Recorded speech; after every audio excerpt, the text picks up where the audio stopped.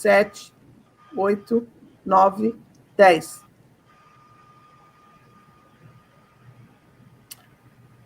Olá a todos, estamos aqui no Mulherio das Letras de Portugal, junto com esse grupo lindo de meninas aqui, no terceiro encontro do Mulherio das Letras de Portugal. Ah, Rose, chegou. Olá. Seja bem-vinda, Rose, seja bem-vinda, Isabel, seja bem-vinda, Cissa. Obrigada. Muito feliz de estar aqui com vocês, nossas autoras da Underline Publishing, para conversarmos sobre literatura infanto-juvenil. São as histórias das nossas autoras. Estamos muito felizes de ter essa oportunidade que a Infinita e o Mulherio das Letras está nos dando esse espaço para a nossa conversa. E eu quero apresentar cada uma de vocês, falando um pouquinho de cada uma. Primeiro eu vou chamar a Cissa Ribeiro. Bom dia. Seja bem-vinda, está falando diretamente do Brasil, né? Isso São Paulo, não me engano, São Paulo, capital. Isso. A Cissa Ribeiro é autora de livros infantos juvenis, é bacharel em Direito, e também foi esportista no Clube Pinheiros, em São Paulo, e trabalhou muito tempo como comissária de bordo na VASP, na Air France, viajou pelo mundo todo, e essas experiências trouxeram bastante informações e forneceram dados para os seus livros, não é isso, Cissa?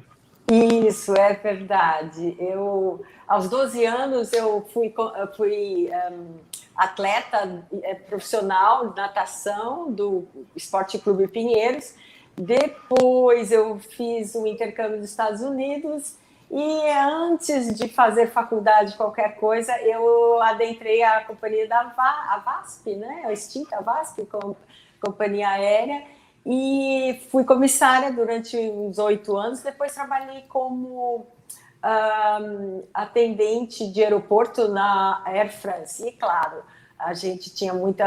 nós tínhamos muita condição de viagem, foi muito gratificante, viajei bastante e me casei com um piloto, né, que normalmente isso acontece, e continuei viajando, enfim, estamos casados até hoje. Tivemos a oportunidade de morar em Taiwan, quer dizer, então, realmente, você aprender, entender as culturas diversas, variedade de situações, pessoas, você não percebe, mas te dá mesmo um feedback muito bom. E depois, já de, vamos dizer, adulta, vamos dizer assim, é que eu fiz Direito. E tudo começou porque eu tive uma sobrinha, hoje com 12. Desde os 4 anos eu falei, não, precisamos, enfim, oferecer o mundo literário para essa menininha. Claro que a mãe dela e o pai faziam isso, obviamente, mas tio, você sabe, tia, né, sempre quer atuar. Foi assim, de repente eu percebi que ela gostava do que eu contava, das minhas histórias, por que não escrever? E eu escrevi, comecei a escrever. E também eu tenho que dizer que eu li muito, porque por causa da aviação, eu fiz vários idiomas, eu fiz 6 anos de alemão, eu fiz francês, inglês, e eu não percebia, mas eu estava lendo em outros idiomas, e claro, aquilo, para não perdê-los, né? E é claro, aquilo me proporcionou condição para, vamos dizer assim, ter uma escrita correta, fluindo, vamos dizer assim. Claro que nossa, para mim é tudo uma novidade, mas foi um prazer. Foi um prazer Legal. Começar isso. Muito bom, Cissa. É um prazer estar aqui com você. E agora eu vou apresentar a Isabel Ricardo, que está em Portugal, é uma escritora portuguesa que faz parte do catálogo da Underline Publishing, com muita honra, e é uma escritora que tem várias obras publicadas, e sendo que seu primeiro livro é o Me Cheios Tales, é isso? Tales of Everton Wood.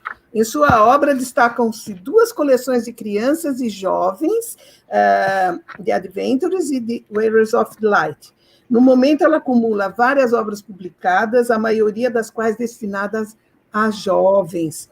Publicou em inglês o The Adventures and the Treasure Cave, The Quest of Lost Map e The Ghost of Turn Underpants, pela Underline Publishing, inclusive com o apoio da Digilab e do Instituto Camões. Isso foi muito importante, e nós temos mais 2 livros a serem publicados com esse apoio, além do apoio da Câmara Municipal de Nazaré e a Câmara Municipal de Sesimbra. Então, a Isabel Ricardo é uma sumidade em Portugal e é um imenso prazer ter você com a gente aqui hoje. Olá, boa tarde aqui de Lisboa. É sempre um prazer estar a conversar com a Nereide e com as outras colegas que ainda não conheço pessoalmente, agora só através do computador. Portanto, como a Nereide falou, tenho muitos livros publicados, mas a maioria são para crianças e jovens. Tenho 30 para crianças e jovens e 6 para adultos. Então, já escrevo há 46 anos, escrevi o primeiro livro de aventuras que tinha 11 anos e depois nunca mais parei. Comecei a enviar para as editoras a partir dos 13 anos e nunca desisti por mais negativas que eu recebesse. Portanto, sou uma pessoa muito persistente e continuei sempre a batalhar até que consegui publicar o meu primeiro livro, que foi A Floresta Encantada, que brevemente também será publicado pela Underline, que tive que esperar 16 anos, mas a partir daí abriu um caminho para os outros livros todos, porque fiz muitos leitores que depois começaram a pedir-me outros livros. Eu depois voltei àquele estilo, àquele género que comecei no início, livros de aventuras. O caso dos Aventureiros e a edição da Underline, está muito bonita. E então nunca mais parei. Depois passei para os romances históricos. Eu gosto de escrever de maneira a acompanhar os leitores desde pequeninos, mesmo quando ainda não sabem ler, para serem contadas as histórias. Aqui está o meu Fantasma das Cuecas Rotas português, ao contrário, e está aqui o inglês, americano, pelo Underline. E então gosto sempre muito quando eles, entretanto, vão crescendo, já são adultos e continuam a comprar os meus livros, mesmo os mais pequenitos, para os mais pequenitos, porque ficam mesmo fãs leais. Portanto, crio uma relação de amizade muito forte com os meus leitores, porque é para eles que eu escrevo, então gosto muito de os acarinhar e eles acarinham-me também. Portanto, tem sido um percurso muito, muito bonito, apesar às vezes das dificuldades, principalmente quando estou a tentar novas editoras, mas tem corrido muito bem.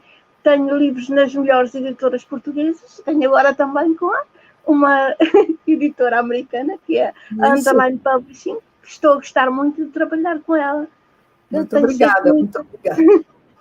É isso aí, Isabel. Nós vamos conversar bastante ainda sobre suas obras e sobre o papel da mulher na literatura infanto-juvenil.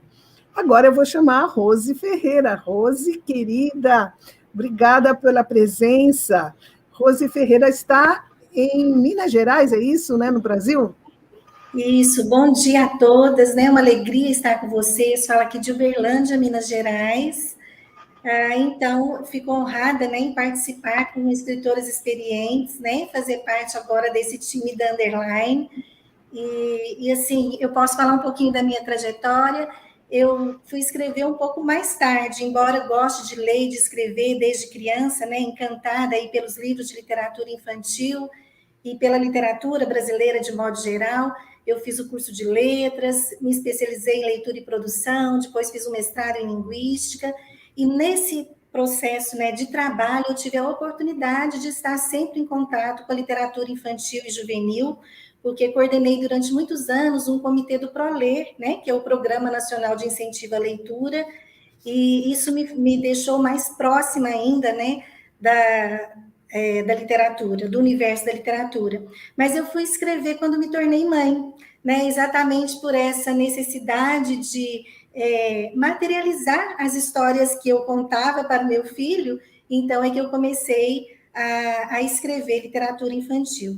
Isso já tem algum tempo, né? E assim como eu estou aqui no interior, não estou no circuito, né, da produção literária, da cadeia produtiva do livro no Brasil, então a gente fez parceria com artistas plásticos da cidade, da região, e depois, mais tarde, com pessoas que estão no Brasil também, mas um pouco mais distantes da gente, aqui em Minas.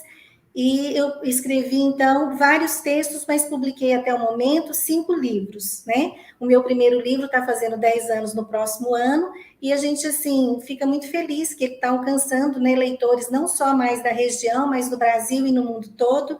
Meu primeiro livro foi esse, O Pituco Gatinho. E agora estamos, né, nessa parceria linda com a Nereide. Sou muito grata, Nereide, né, por ter descoberto nosso trabalho por aqui e hoje poder integrar os escritores, né, da Underline. E a gente está com esse projeto lindo, que é O Menino e a Concha, né, The Boy in the Seashell. É uma edição bilíngue, né? Então, para a gente levar um pouco da literatura na língua portuguesa e língua inglesa para as crianças do mundo todo. Isso mesmo, é um prazer você estar com a gente, e eu fui professora de educação infantil muitos anos, sabia? Como você também atua como professora, não é? Educação infantil. Então, Nereide, eu atuei, não, né? Hoje eu não atuo mais, já estou aposentada, mas atuei durante 32 anos da educação infantil após graduação. Então, a gente teve a oportunidade de lidar aí com a educação nos vários níveis de ensino.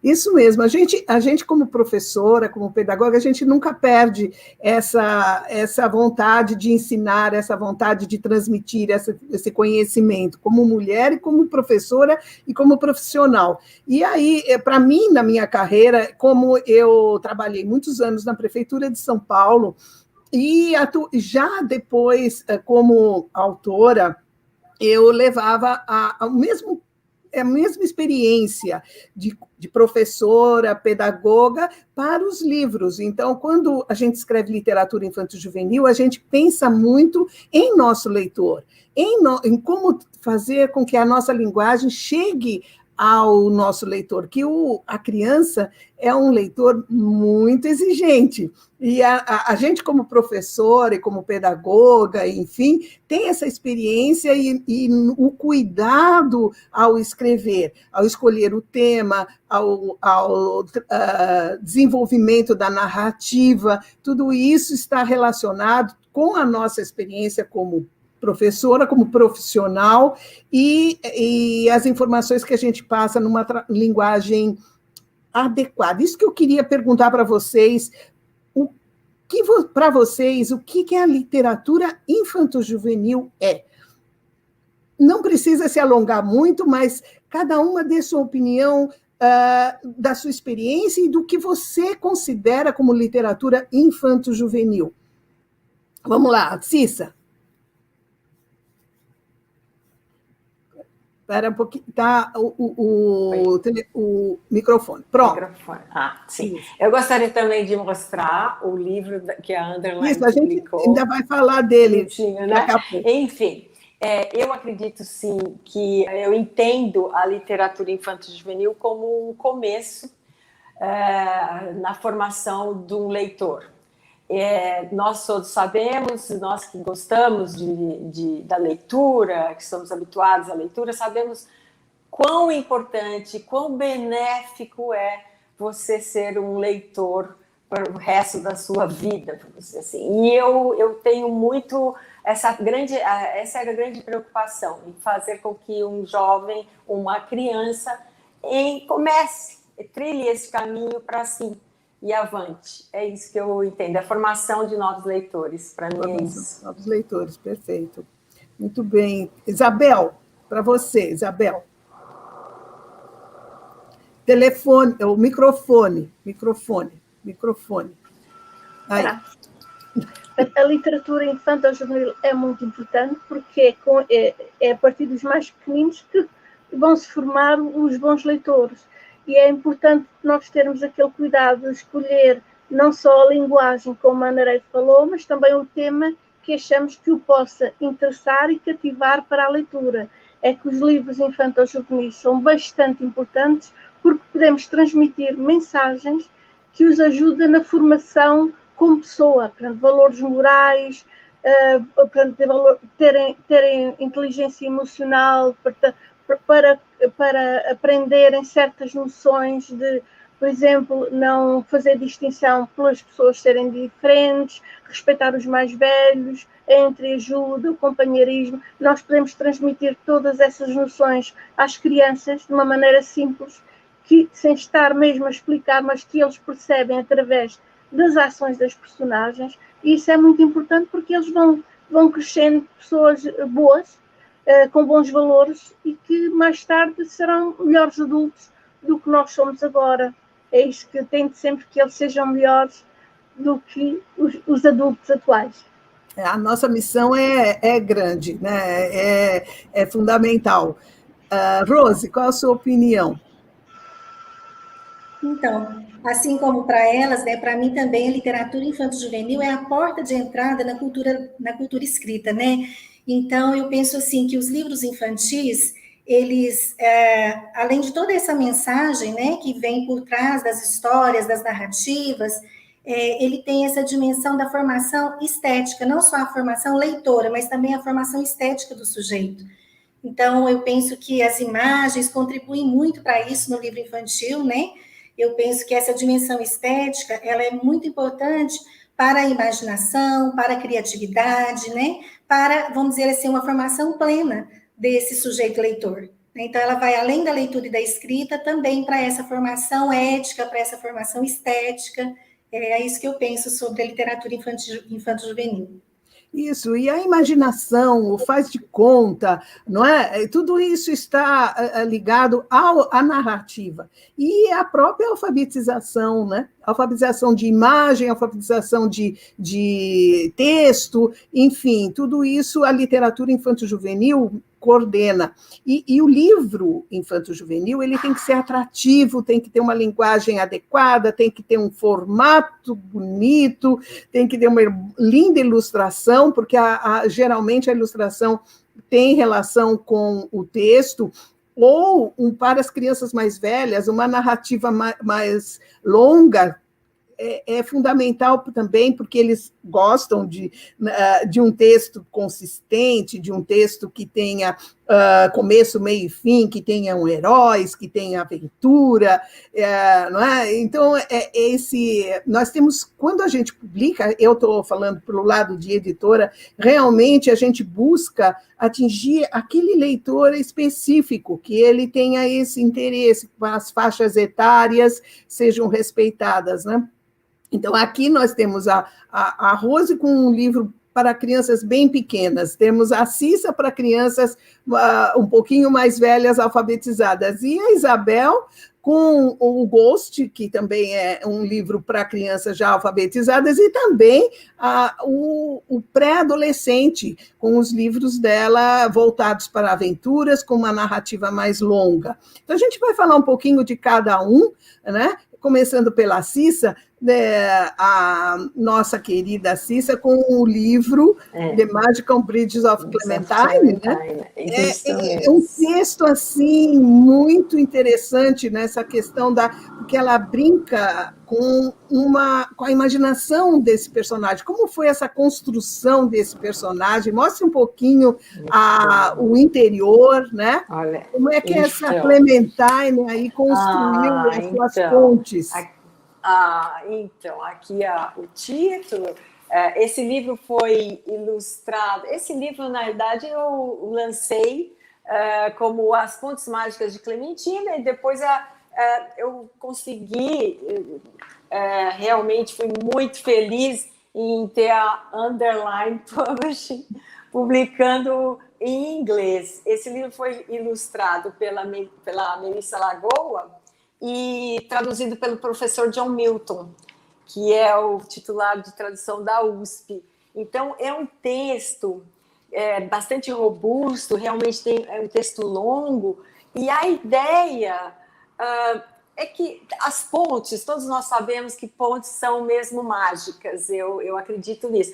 E, claro, por causa dessa minha viagens e essas situações todas que eu vivenciei, eu achei que escrever sobre essa trajetória, essa ideia de você estar numa ponte, chegar em algo, atingir um objetivo.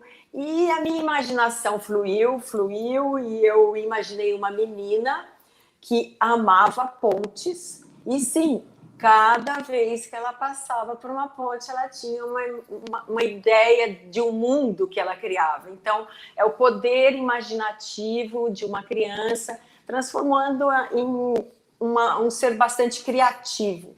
Foi isso.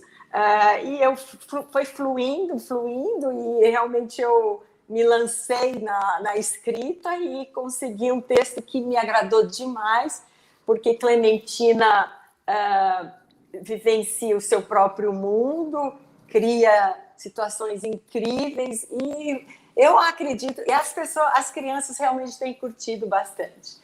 Eu acho que foi uma grande ideia, vamos dizer assim. Depois, as suas pontes são divertidas, né? E imaginativas. E eu achei genial o final, como ela pede ao pai, né? A participação da família, como o pai vai construir uma ponte. Não precisa ligar a nada, mas uma ponte no jardim, para ela ter essa ponte. Então, é muito interessante mesmo. Foi uma ideia que foi fluindo, e acho que foi bacana. E a tradução também, com a underline, então eu fiquei extremamente feliz. Imagina a minha alegria. Vamos divulgar bastante, muito. A Isabel também vai falar um pouquinho sobre os livros dela. E o nosso querido Fantasma das Cuecas Rotas, que é para criança pequena. A ilustração assim, única, com um traço único do artista, né? O nome dele Está desligado o microfone. Isso. Ele tem assim um traço que leva a criança a uma imaginação, a descobrir as diferenças, que é exatamente a proposta do livro, né, Isabel? Conta aí um pouquinho do nosso Fantasma das Cuecas Rotas. Portanto, este livro é ilustrado, então, pelo Pedro Pires, que é um excelente artista. Então, isto é com Fantasminha, que vivia num casarão assombrado que tinha 3 torres. E o casarão era assombrado porque viviam lá muitos fantasmas, entre eles um que era muito traquino e brincalhão. Uma das coisas que ele gostava de fazer todos os dias era escorregar no corrimão do casarão assombrado, só que um dia estava a escorregar e não reparou que o corrimão estava estragado. E mais ou menos a meio do corrimão, sentiu um tremendo barulho e sentiu as cuecas a rasgarem-se. E a partir dali os outros fantasmas começaram todos a chamar de Fantasma das Cuecas Rotas. E ele, no início, achou piada ao nome, mas depois começou a perceber que os outros fantasmas só lhe chamavam assim para gozarem com ele, e começou a sentir-se triste, porque ele não gostava de sentir que era diferente dos outros. A partir dali, ele tentava assustar as pessoas, portanto, as crianças e os adultos, e só estavam todos a rir na cara dele, o que é muito mau para um fantasma. O trabalho dos fantasmas é assustar as pessoas, e ele começou a sentir-se muito triste e infeliz, coitado. Até que um dia decidiu mudar de casa, recebeu uma vez uma visita do fantasma carteiro, que lhe entregou um convite para ir à festa naquele antigo casarão onde ele vivia. Ele enche-se de coragem e vai lá, e acaba por conhecer a fantasma do vestido ao contrário, que era uma fantasminha muito despistada, muito distraída, e começaram a ficar amigos. Portanto, tornaram-se amigos inseparáveis, e o Fantasma das Cuecas Rotas nunca mais se sentiu triste, porque agora tinha uma grande amiga, que era a fantasma do vestido ao contrário, e deixou de se sentir infeliz por não assustar as pessoas, começou a gostar de ficar amigo das crianças. Isto tudo para as crianças perceberem que nós somos todos diferentes, mas ao mesmo tempo somos todos iguais. Exatamente. Portanto, não importa as diferenças. Então, a mensagem está aí, mas você sente que na construção, quando você escreveu, você imaginou as ilustrações, você pediu para o ilustrador ilustrar, ou ele leu o texto e ilustrou a partir do seu texto? É assim? Como é que foi esse processo? Eu mandei o livro diretamente para o ilustrador, E eu não, portanto, imaginava um fantasma com lençol branco. Ele depois teve esta liberdade criativa, e eu na altura achei um bocado estranho o fantasma de boxers e de cabelo vermelho, mas depois os miúdos adoraram. Portanto, este livro esgota todos os anos em Portugal. Isto é o americano, mas esgota todos os anos, e a garotada só de ouvir o título Fantasma das Cuecas Rotas, que eu sei que os brasileiros costumam dizer cueca rasgada, mas eles só de ouvir o nome partem-se a rir. Este livro provocou muitas surpresas maravilhosas, porque as crianças adoram mesmo o livro, e os desenhos também. São muito importantes numa história. Isso mesmo. Agora tem os outros 2 livros que nós publicamos, o Adventures de Treasure Cave, que é o primeiro de uma coleção dos aventureiros da Isabel, né, Isabel? Uma história para crianças pré-adolescentes, né? Sim, para crianças que já andam, já andam no 4º ano, 5º, 6º, é com 3 rapazes, uma rapariga e um corvo. E então esse corvo é importante. O Corvo João, porque normalmente nós sabemos que os livros de aventuras habitualmente têm um cão como mascote. Só que eu não quis colocar um cão, fui a uma quinta de um conhecido, e andava lá solto um corvo que se chamava João, que imitou a minha voz, uma frase qualquer que eu disse, imitou exatamente o que eu disse com a minha voz. E então achei que aquele era mesmo quinto aventureiro, e faz um sucesso enorme. Então, eu nestes livros, além de cativarem para a leitura, divulgo o património histórico e cultural de Portugal. Então, tenho muitas situações em que os livros são dados em escolas, e depois as professoras organizam excursões para ir ao local onde vai decorrer, então, determinado livro. Também, aos fins de semana, os pais vão com eles, e este é o primeiro, que é passado na Nazaré, porque eu sou de lá, e fala de umas grutas onde desapareceram pessoas, e de um submarino que está lá afundado, das ondas gigantescas, e está sempre tudo com muita aventura e muito mistério. Também em Portugal já vai na 10ª edição, está esgotada novamente, e já vai em 14 livros. Vou só mostrar o último que saiu, em português, claro, que é este, é Os Aventureiros e os Piratas da Falésia. As ilustrações das capas são fabulosas, é de outro ilustrador que vive no Algarve, é o Tiago da Silva, que faz capas lindíssimas. Depois ainda tenho o The Quest of the Lost Man. Isso. Esse é para crianças mais velhas, e fala de uma aventura envolvendo os templários também, mostrando castelos, e isso que é interessante, porque mesmo traduzido para o inglês, você está levando a história de Portugal, a cultura portuguesa para os outros países. E teve bastante recepção atualmente, né? Teve bastante compras de estrangeiros que estiveram no stand da Feira de Nazaré, não é isso? E que se interessaram em levar. Né? Então, fale um pouquinho do Lost Map aí.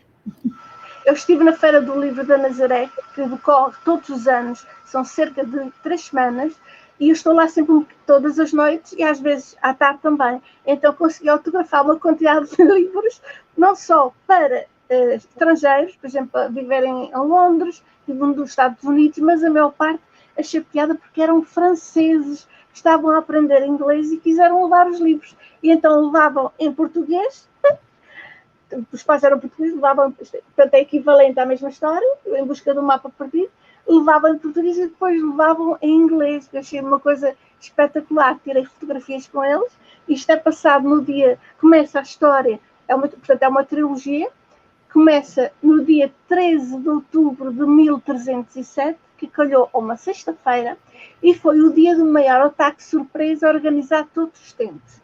Foi organizado pelo rei francês dessa altura, com o apoio do Papa, e o objetivo deles era aprisionar e matar cerca de 15.000 templários. Então foi considerado dia de azar para os templários. Então, a partir daí, sexta-feira 13 é considerado dia de azar devido a isto mesmo que aconteceu. Isto depois há um templário que consegue escapar de Paris no dia do ataque, que é este Jean-Luc, é muito giro também, que fica a capa, e então ele vai refugiar-se no único país que não obedeceu à ordem do Papa, que foi Portugal, que além de dar refúgio aos templários portugueses, dava refúgio também a todos os estrangeiros que aparecessem cá. E então, a partir dali, o rei Dom Dinis começou a proteger este Jean-Luc, e depois é passado na atualidade com 4 jovens, que é a Sara, a Inês, o André e o Miguel, que vão envolver-se com uma quadrilha internacional que anda em busca do tal mapa perdido. E vão deparar com um velhote francês, o último descendente deste Jean-Luc, aprisionado no castelo de Santa Maria da Feira. E então, isto depois é para continuar, o segundo livro está publicado, estou a escrever o terceiro, estou mais ou menos a meio, mas as pessoas gostam muito, porque eu gosto sempre de criar enredos que tenham muita aventura, muito mistério, que transmita alguma informação. A história de Portugal é riquíssima, e então eu divirto-me à brava a escrever estes livros, e tenho o feedback dos leitores quando leem, é muito emocionante para mim, é muito bom. Estou muito satisfeita. E a ilustração, e a tradução foi feita pelo Godinho, não é isso? A tradução dos 2 livros foram feitos pelo José Manuel Godinho, que trabalha muito também em livros juvenis, e tal como a Andrea disse, portanto, tivemos o apoio do Instituto Camões, da DG Lab, que é a Direção-Geral dos Livros, dos Arquivos e das Bibliotecas, que são 2 instituições muito conceituadas em Portugal, e também tive o apoio, o livro que é passado na Nazaré, que é este, teve o apoio da Câmara Municipal da Nazaré, e este que é passado uma grande parte em Sesimbra, foi com a Câmara Municipal de Sesimbra também que apoiou, foi muito prestigiante para mim, foi uma emoção enorme ter apoio destas 2 entidades. Já temos outras na calha, não sei se já posso falar agora ou não, se é para mais tarde. Está a ser traduzido já este livro também, que é o primeiro livro dos Guerreiros da Luz, é Sofia Gama e a Profecia do Templário. É uma coleção que foi publicada em Portugal e no Brasil. Eu tive uma leitora brasileira que leu este livro 8 vezes, e um português do Alentejo com 11 anos que leu 11 vezes. Portanto, só para vocês verem que é muito entusiasmante desde o princípio ao fim também. E está, então, como eu disse, também teve o apoio do Instituto Camões e da DG Lab. E, de princípio, também pela Câmara Municipal da Nazaré, porque uma grande parte é passado lá também. Já estamos aguardando a tradução para iniciarmos a nossa produção. Isso mesmo. Agora vamos falar do livro da Rose. Rose, querida. Ai, eu adorei seu livro, muito interessante. Ele é bilíngue. O texto, ele é ele é considerado um picture book, certo? Porque o que importa, tem pouco texto, mas bastante informação relevante, e a ilustração linda, maravilhosa, né? E eu adorei a mensagem, é tão sensível, tão fundamental, tão simples, mas também tão... a criança adora, porque ela faz isso, que o livro sugere, né?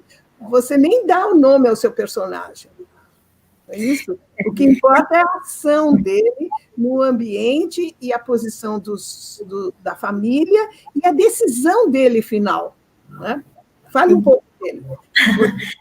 Então, né, ouvindo a fala das colegas, né, vejo assim a importância, aí cada vez mais eu sinto a importância, né, da formação do leitor iniciante, para que ele chegue nessas aventuras da Isabel, né, nessas pontes da Cissa. Então, eu brinco que o meu trabalho é para criar ponte entre as crianças e os livros, é um começo, né? Clementina. Então, essas pontes entre as crianças e os livros, que são, vamos dizer assim, para criança, você sabe, um leitor iniciante, para ele é muito importante quando ele consegue a leitura, né? Então, os meus livros, eu tenho muitas mães mediadoras de leitura que fazem o trabalho com os bebês exatamente pela narrativa visual, né?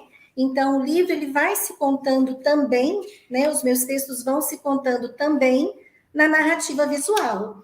E algumas mães fazem isso, né? Crianças, bebês que ainda nem falam, mas já vão vendo ali os elementos que tem na narrativa.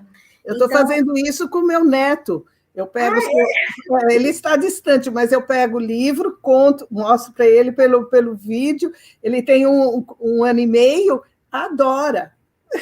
Então, sempre estou recebendo, né, vídeo de amigas, de leitores, né, que fazem a mediação com crianças bem pequenas mesmo, né? Eu também tenho um sobrinho neto de 3 anos, e para ele é uma aventura, né? Outro elemento também que eu busco trazer para as minhas narrativas, realmente são narrativas curtas, com fontes aumentadas, com alguma sonoridade, algumas rimas, que é exatamente para esse momento de intimidade da criança com a professora, ou com a mãe, ou com o irmão mais velho, ele ter essa sensação da leitura, né? E um pouquinho mais tarde, né, com as crianças que estão aí no processo de alfabetização e letramento, que elas realmente entrem, né, nesse universo da leitura e da escrita com essas palavras, né, que são, eu digo assim, que eu uso palavras simples, mas com um sentido um pouco mais complexo, mais profundo. Então, o livro, apesar de livro de imagem, infantil, pouco texto, a gente está trazendo sempre uma mensagem, né, para as famílias, para os leitores, no caso, em relação à questão do meio ambiente, né? Então, também aqui a gente está em Minas Gerais, nós não temos mar, então é tudo um processo de imaginação. Esse menino que pode ser qualquer um, uma menina, um menino, né? Um passeio na praia para crianças que já conhecem, para crianças que não conhecem o mar, né? Um texto singelo, né? Mas assim, com uma poética narrativa que vai cativar aí os pequenos leitores. Então, é isso. O livro foi ilustrado pela artista Ângela Rego. Nós fizemos esse trabalho todo assim, batendo papo, né, à distância, a gente não se conhece pessoalmente. Ela me foi apresentada por uma colega e a gente fez o contato e fizemos esse trabalho virtual durante aí o período da pandemia, um pouquinho antes da pandemia, né? Finalizamos na pandemia. Então, a Ângela fez esse trabalho de ilustração, né? Ela é muito sensível, a narrativa visual dela segue o texto, mas traz elementos também que permitem a imaginação e a fantasia a partir das imagens, e é uma parceria muito gostosa, que agora a gente divide também, né, com a Nereide, com a Underline Publishing, nessa edição bilíngue. A tradução foi feita pela Ana Carolina, né, com a gente participando, lógico, do processo da tradução, e é isso, gente, uma poética narrativa.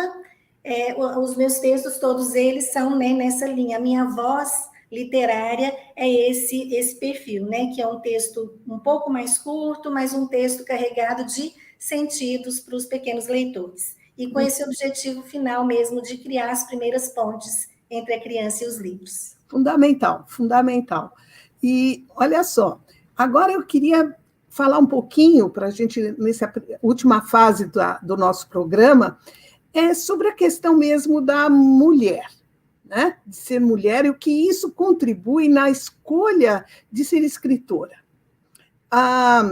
O nosso programa está relacionado com a Mulherio das Letras, que é um movimento que valoriza as mulheres, que valoriza a nossa produção literária, e eu queria exatamente saber de vocês o que vocês consideram de relevante que contribuiu para a sua produção literária como mulher e o reconhecimento desse trabalho também no mercado editorial.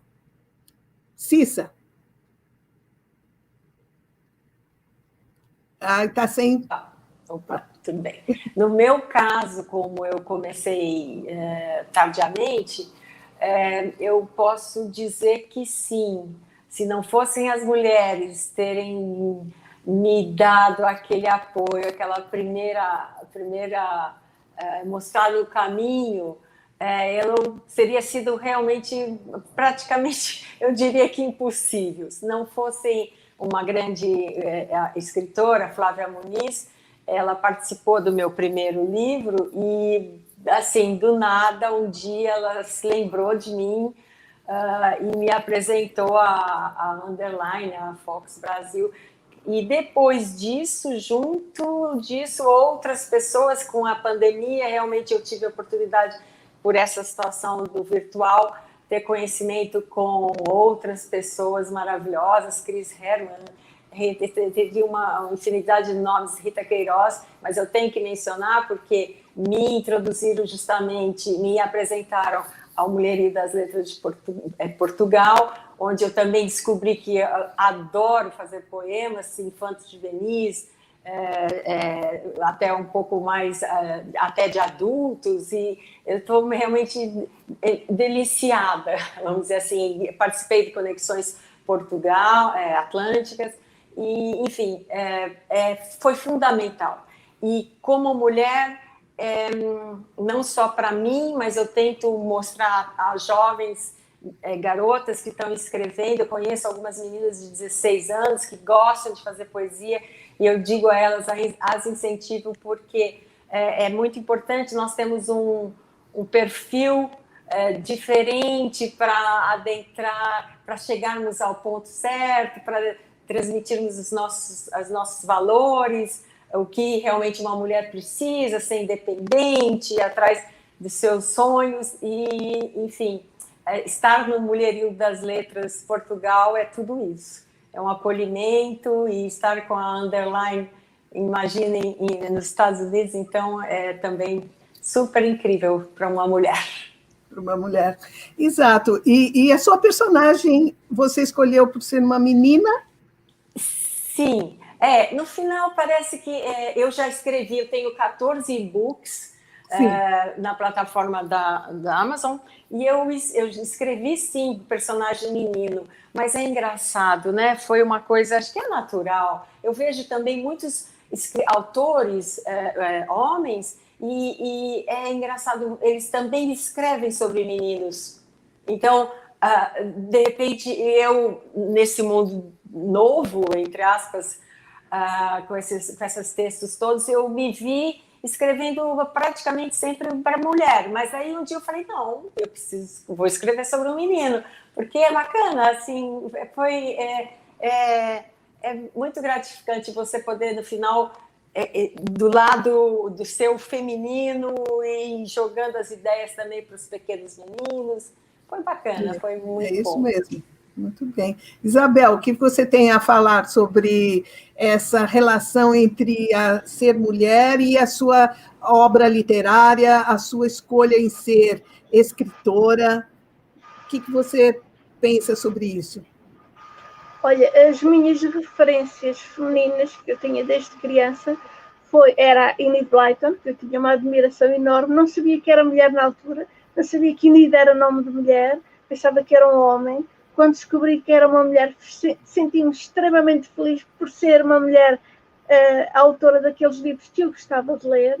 Depois também gosto muito da Agatha Christie, mas nunca tive assim nenhum apoio, fosse masculino ou feminino, no sentido de me incentivarem a escrever. Eu tinha que escrever às escondidas dos meus pais, da família toda. Mas a partir quando comecei a escrever as personagens principais, principalmente quando é os romances, são sempre mulheres fortes, mulheres guerreiras, sou conhecida por isso. Até, por exemplo, Os Guerreiros da Luz é uma rapariga e 2 rapazes, mas o primeiro guerreiro que eu vou tratar é a tal Sofia Gama. Vou só mostrar-vos aqui só para vocês, só se estarem com o tamanho do livro. Estão a ver? Este livro tem 649 páginas e foi lido por uma professora brasileira que está a dar aulas cá numa universidade, que é a Rose, em 2 dias. Portanto, as minhas personagens principais são sempre mulheres que têm uma inteligência emocional, portanto, lutam pelos seus ideais, por serem independentes. Para mim isso é importante, e é isso que eu tento transmitir nos meus livros. Apesar dos aventureiros serem 3 rapazes e uma rapariga, aquela rapariga é quase tão importante como os 3 rapazes juntos, porque ela é muito forte, portanto tem ideias firmes, consegue impor-se, e é isso, portanto, que se reflete no meu trabalho como escritora. São as personagens femininas sempre muito fortes. Em todos os romances são as personagens femininas as principais. É claro, também aparecem lá as personagens masculinas, mas as femininas têm um carinho especial por elas.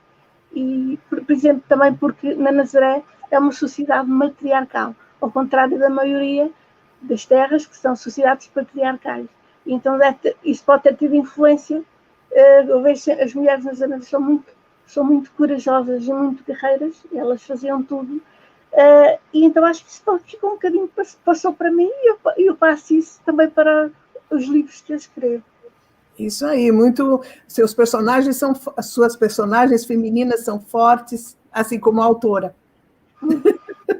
Rose, o que você pensa sobre esse assunto? Então, muito interessante, porque, na verdade, eu não tinha parado para pensar, né? Então, acho que essa participação, eu tenho colegas aqui de Berlândia que já participaram, né, com poemas no Mulherio e tudo, e engajadas, né, nessa questão do empoderamento e também das lutas femininas, né? E eu, particularmente, não pensei. Eu acho que eu vou pensar mais pelo aspecto como escritora, porque, assim, ser escritora em meio, né, as rotinas, né, vamos dizer assim, da mulher, já é um grande desafio, né? A gente tirar esse tempo para a escrita, esse tempo para dedicar à produção literária de maneira geral, até mesmo para as nossas leituras, né? Já é um desafio nessa modernidade que a gente vive, nesse papel, nesses múltiplos papéis que a gente vive, né? Então, assim, eu realmente não pensei na obra, porque praticamente todos os meus livros são meninos, né? O Cuco é menino, O Menino e as Nuvens, O Menino e a Concha, né? Então, são livros, e o gato também, o Pituco, é um gato macho, e muito macho, ele diz isso, inclusive, no texto. Eu não pensei por isso, mas eu pensei nessa mulher que eu sou, desafiando, né, essa coisa da escrita no interior do Brasil, buscando assim, alternativas para materializar essas produções, esses textos, né? E assim, eu fico muito feliz dessa voz, né? Que eu posso dizer que é uma voz frágil aqui nessa condição, porque eu vivo realmente um patriarcado, eu tenho um marido e um filho, né? E fui a única filha mulher e prima mulher durante muitos anos, então, assim, realmente a minha companhia sempre foi a literatura. Fico vendo a Cissa, vou só devagar aqui um pouquinho, Nereide, mas era o meu sonho de criança ser comissária, viu? Viajei muito na imaginação.